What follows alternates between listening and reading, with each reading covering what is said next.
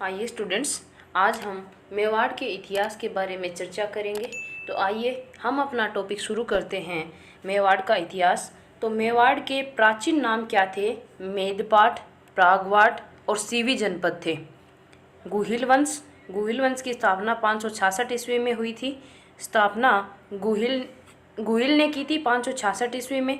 गुहिल वंश की कितनी शाखाएं थी? 24 शाखाएं थी। इसमें मेवाड़ के गुहिल सबसे प्रमुख थे। मेवाड़ के गुहिल सूर्यवंशी थे। बप्पा रावल 734 ईस्वी। यह हरित ऋषि का क्या था? अनुयायी था। 734 ईस्वी में मानमोरी को हराकर चित्तौड़ पर कब्जा कर लिया था। राजधानी कौन सी थी? नागदा उदयपुर। और नागदा उदयपुर में सास बहू का मंदिर भी है। नागदा में एकलिंग मंदिर का निर्माण करवाया था। मेवाड़ के राजा खुद को एकलिंग जी का दीवान मानते थे, यानी कि एकलिंग जी थे उनको अपना आराध्य देव मानते थे। बप्पा रावल मुस्लिम सेना को हराते हुए गजनी तक चला गया था। इसे गजनी के शासक सलीम को हरा दिया और अपने भांजे को वहां का शासक बना दिया। रावलपिंडी शहर का नाम बप्पा रावल के नाम पर पड़ा। मेवाड़ में सोने के सिक्के चलाए। सोने के सिक्कों का भाव था वो 115 ग्रेन था। बप्पा का वास्तविक नाम क्वाल भोज था। सीवी वेद ने बप्पा रावल को राजस्थान का चार्ल्स मेटकॉप भी कहा है। उपाधियां, तो इन्होंने हिंदुआ सूरज, राजगुरु और चक्रवे की उपाधि धारण की थी। अल्लट का अन्य नाम क्या था? आलू रावल। इसकी दूसरी राजधानी थी आहड़ उदयपुर। आहड़ में बराह मंदिर विष्णु जी का निर्माण करवाया। मेवाड़ में नौकरशाही की स्थापना की। हूण राजकुमारी हरिया देवी से इन्होंने शादी की थी। मेवाड़ वंश को हिंदुआ सूरज कहा जाता है। जेतर सिंह का शासनकाल था 1213 से लेकर के 1250 ईस्वी। भूताला का युद्ध 1234 ईस्वी में हुआ। जेतर सिंह और इल्तुतमिश के मध्य हुआ था। इल्तुतमिश है वो दिल्ली का शासक था। इसमें विजय किसकी होती है? जेतर सिंह की होती है। और इसकी जानकारी हमें किससे मिलती है? जय सिंह सूरी द्वारा रचित है हमीर मर्दाना, उससे हमें इसकी जानकारी मिलती है। इल्तुतमिश की भागती हुई सेना ने नागदा को लूट लिया था। फिर जेतर सिंह ने चित्तौड़ को नई राजधानी बनाया। जेतर सिंह का शासनकाल मध्यकालीन मेवाड़ का स्वर्ण काल भी कहा जाता है। फिर आते हैं रतन सिंह का शासनकाल था 1302 ईस्वी से लेकर 1303 ईस्वी। इनके छोटे भाई का नाम था कुंभकर्ण है वो नेपाल चला गया था और वहां जाकर राणा साका का शासन स्थापित किया। अलाउद्दीन खिलजी का चित्तौड़ पर आक्रमण 1303 ईस्वी में हुआ। और इसके कारण क्या क्या थे?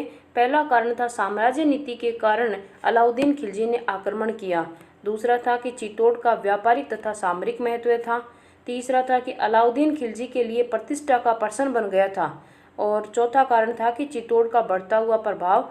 और पांचवा कारण क्या था? पद्मिनी को पाने की लालसा। रानी पद्मिनी सिंहल द्वीप की राजकुमारी थी। पिता का नाम गंधर्वसेन था, माता का नाम चंपावती। राघव चेतन नामक ब्राह्मण ने अलाउद्दीन खिलजी को पद्मिनी की सुंदरता के बारे में बताया था। 1303 में चित्तौड़ का पहला शाखा हुआ और इसमें जौहर और केसरिया दोनों हुए थे। रानी पद्मिनी ने जौहर किया 1600 महिलाओं के साथ में। रतन सिंह के सेनापति कौन थे? गोरा और बादल थे, जो वीरगति को प्राप्त हो गए थे। अलाउद्दीन खिलजी ने चित्तौड़ में 30,000 लोगों का नरसंहार करवाया। चित्तौड़ का भार अपने पुत्र खिज खां को और नाम खिजाबाद रखा। खिज खां ने गंभीरी नदी पर पुल का निर्माण करवाया। खिज खां ने चित्तौड़ में मकबरे का निर्माण करवाया और इस मकबरे पर एक अभिलेख है जिसमें अलाउद्दीन खिलजी को ईश्वर की छाया तथा संसार का रक्षक बताया गया है। खिज खां ने बड़े दिनों के बाद चित्तौड़ का शासन था वो मालदेव सोनगरा को दे दिया और उसे मुछेड़ा मालदेव भी कहा जाता है। पद्मावत के लेखक कौन है? मलिक मोहम्मद जायसी। 1540 में लिखा गया और अवधी भाषा में लिखा गया था। इसमें पद्मिनी की सुंदरता का वर्णन है।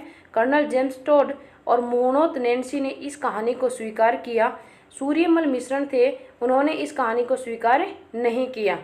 अलाउद्दीन के आक्रमण की जानकारी अमीर खुसरो की पुस्तक है खजाइन उल फुतूह या तारीख ए अलाई, इसमें मिलती है। हेमरतन सूरी गोरा बादल री चौपाई, हेमरतन सूरी है वो महाराणा प्रताप के दरबार में थे।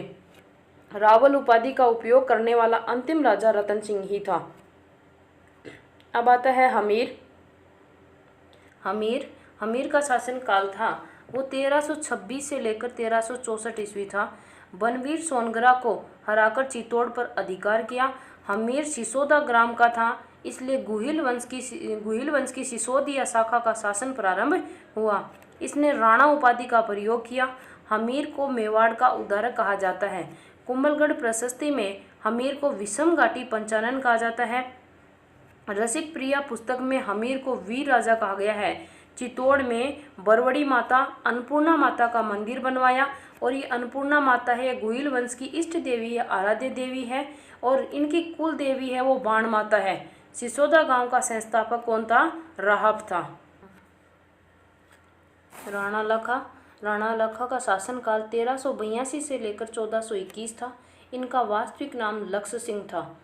इनके काल में जावर उदयपुर में चांदी की खान प्राप्त हुई थी। इसके समय बंजारे ने पिछोला झील का निर्माण करवाया था, और इस पिछोला झील के पास में ही एक नटनी का चबूतरा बना हुआ है। कुंभाहाड़ा नकली बूंदी की रक्षा करते हुए मारा गया था। मेवाड़ का जो शासक था वो था राणा लाखा, और राणा लाखा का पुत्र कौन था? राणा चुंडा था। इधर मारवाड़ का शासक था चुंडा की पुत्री थी वो थी हंसाबाई, और पुत्र था रणमल। तो जो मारवाड़ के चुंडा थे, इनकी पुत्री हंसाबाई का विवाह है वो मेवाड़ के शासक राणा लाखा के साथ में हुआ, और इनसे जो संतान उत्पन्न हुई उसका नाम था राणा मोकल। राणा लाखा के पुत्र चुंडा को मेवाड़ का भीष्म पितामह कहा जाता। मोकल का शासनकाल था वो 1421 से लेकर 1433 ईस्वी रहा। इनके पिता का नाम लाखा, माता का नाम था हंसाबाई। इनके संरक्षक थे वो चुंडा थे। मेवाड़ के 16 प्रथम श्रेणी में से 4 चुंडा को दे दिए गए, जिनमें सलूम्बर भी शामिल था। हरावल क्या है? सेना का अगला भाग कहलाता है रावल, और चंदावल है वो सेना का पिछला भाग कहलाता है। हंसाबाई के अविश्वास के कारण चुंडा मालवा चला गया था, मालवा के सुल्तान होशंग शाह के पास में। हंसाबाई का भाई रणमल मोकल का संरक्षक बना, और एकलिंग मंदिर का परकोटा बनवाया था मोकल ने। चित्तौड़ में समदेश्वर मंदिर का पुनर्निर्माण करवाया। जो निर्माण है वो किसने करवाया था? भोज परमार ने करवाया था। और समदेश्वर मंदिर है, इनका वास्तविक नाम क्या है? त्रिभुवन नारायण मंदिर है। 1433 ईस्वी में गुजरात के अहमद शाह ने चित्तौड़ पर आक्रमण किया। जीलवाड़ा नामक स्थान पर चाचा मेरा व महवा पवार ने मोकल की हत्या कर दी थी।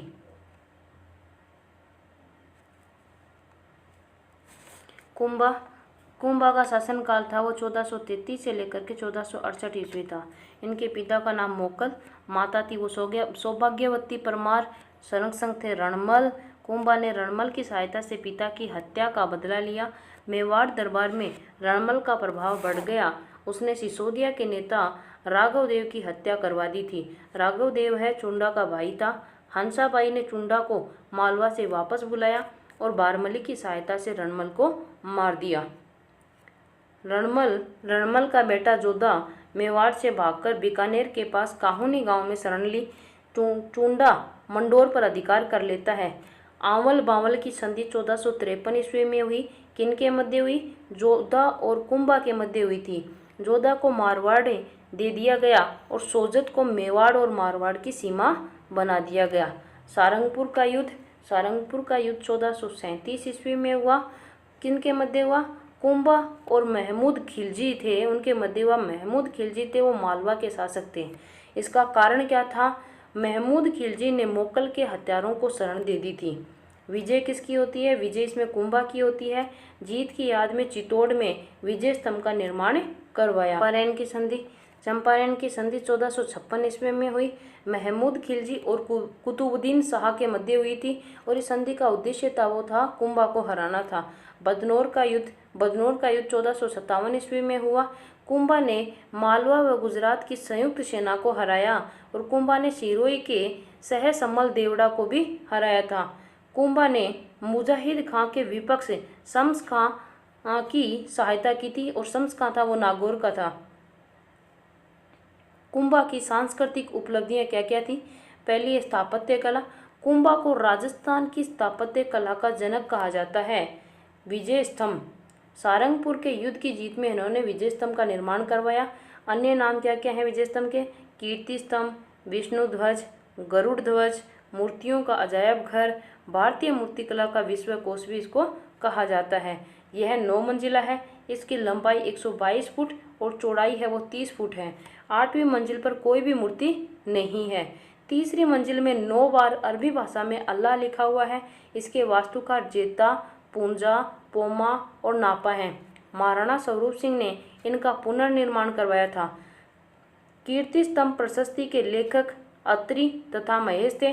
राजस्थान की पहली इमारत जिस पर डाक टिकट जारी किया गया वो कब की गई थी? 15 अगस्त 1949 को की गई थी। प्रतीक चिन्ह क्या क्या हैं? इस पे प्रतीक चिन्ह है वो राजस्थान पुलिस, राजस्थान माध्यमिक शिक्षा बोर्ड RBSE और अभिनव भारत। अभिनव भारत है वो वीर सावरकर द्वारा नासिक में गठित क्रांतिकारी संगठन है। जेम्स टोड ने विजय स्तंभ की तुलना कुतुब मीनार से की है। फर्ग्यूसन, इसने इसकी तुलना रोम के ट्राजन टावर से की है। कवि राजा श्यामल दास की पुस्तक वीर विनोद के अनुसार कुंभा ने मेवाड़ के 84 में से 32 किलों का निर्माण करवाया। कुंभलगढ़ दुर्ग, राजसमंद, वास्तुकार कौन थे? मंडन थे। कुंभलगढ़ प्रशस्ति के लेखक महेश थे। इस प्रशस्ति में कुंभा को धर्म एवं पवित्रता का अवतार कहा गया है। फिर दूसरा आता है अचलगढ़ दुर्ग। अचलगढ़ दुर्ग है वो सिरोही में है। 1452 में पुनर्निर्माण कुंभा के द्वारा करवाया गया था। फिर आता है बसंती दुर्ग। बसंती दुर्ग है वो सिरोही में है। फिर मचान किला सिरोही में मेर जनजाति पर नियंत्रण के लिए बनवाया गया था। भौमर दुर्ग है उदयपुर में और यह भील जनजाति पर नियंत्रण के लिए बनवाया गया था। अब आते हैं इनके काल के मंदिर हैं। कुंभ स्वामी का मंदिर 3 जगह बनवाए। विष्णु भगवान का है, एक चित्तौड़गढ़ दुर्ग में, एक कुंभलगढ़ दुर्ग में और एक अचलगढ़ दुर्ग में बनवाया गया। दूसरा आता है श्रृंगार चौरी मंदिर। श्रृंगार चौरी मंदिर है वो चित्तौड़गढ़ में है। यह शांतिनाथ जैन मंदिर है जो वेलका भंडारी ने बनवाया था। फिर आता है रणकपुर जैन मंदिर। रणकपुर जैन मंदिर है वो पाली में है। 1439 में जैन व्यापारी धरक शाह द्वारा निर्मित। इसमें सबसे प्रमुख है चौमुखा जैन मंदिर है। चौमुखा है यह आदिनाथ या ऋषभदेव का मंदिर है।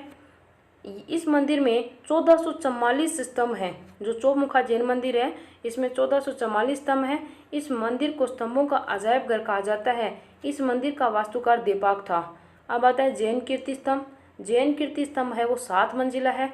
12वीं शताब्दी में जीजा शाह बघेरवाल ने बनवाया था। यह भगवान आदिनाथ ऋषभदेव को समर्पित है। इसे आदिनाथ स्तंभ भी कहा जाता है। साहित्य कौन कौन से? कुंभा के काल के साहित्य हैं वो हैं संगीत में निपुण थे, ये वीणा बजाया करते थे। कुंभा के संगीत गुरु हैं वो सारंग व्यास थे। इनकी पुस्तकें कौन सी थी? सुधा प्रबंध, कामराज रतिसार, इसके 7 भाग हैं। संगीत सुधा, संगीत मीमांसा, संगीत राज और संगीत राज के 5 भाग हैं। पाठ्य रत्न कोश, गीत रत्न कोश, नृत्य रत्न कोश, वाद्य रत्न कोश और रस रत्न कोश हैं। इनकी टीकाएं कौन कौन सी हैं? जयदेव के गीत गोविंद पर रसिक प्रिया नाम से टीका लिखी, सारंगधर की संगीत रत्नाकर पर टीका लिखी और चंडी शतक पर टीका लिखी। नाटक कौन कौन से हैं? मेवाड़ी भाषा में 4 नाटक लिखे थे। कुंभा मेवाड़ी, मराठी तथा कन्नड़ भाषाओं का विद्वान था। दरबारी विद्वान कौन कौन थे? कान्हा व्यास। कान्हा व्यास ने एकलिंग महात्म्य की रचना की। इसका पहला भाग है वो राजवर्णन है जिसको कुंभा ने लिखा था। मेहा तीर्थमाला की रचना की। मंडन ने वास्तुसार, देवमूर्ति प्रकरण, राजवल्लभ, रूपमंडन में मूर्तिकला के बारे में वर्णन है और कोदड़ मंडन धनुष निर्माण के बारे में लिखी। नाथा यह मंडन का भाई था। वास्तु मंजरी की रचना की थी। गोविंद है वो मंडन का बेटा था और इसकी पुस्तक कौन कौन सी है? द्वार दीपिका, कलानिधि में शिखर निर्माण की जानकारी मिलती है, उदार धोरिणी, सार समुच्चय उसमें आयुर्वेद के बारे में जानकारी मिलती है। नाट्य शास्त्र है वो भरत मुनि द्वारा रचित है। रमाबाई है वो कुंभा की पुत्री थी, संगीत में ये निपुण थी और इन्होंने उपाधि धारण की थी, वागीश्वरी की उपाधि धारण की। इसे जावर क्षेत्र दे दिया गया था और जावर क्षेत्र उसका प्राचीन नाम था वो योगिनीपतन था। हीरानंद मुनि है वो कुंभा के गुरु थे। तिलाभट्ट, सोमदेव सूरी, सोम सुंदर सूरी, जयशेखर और भुवन कीर्ति ये चारों जैन विद्वान थे। तीर्थ यात्रा पर कर है वो जैनों पर से समाप्त कर दिया गया था कुंभा के द्वारा। कुंभा की उपाधियां कौन कौन सी हैं? हिंदू सुल्तान, मुस्लिम सेना को हराने के कारण इन्होंने हिंदू सुल्तान की उपाधि धारण की।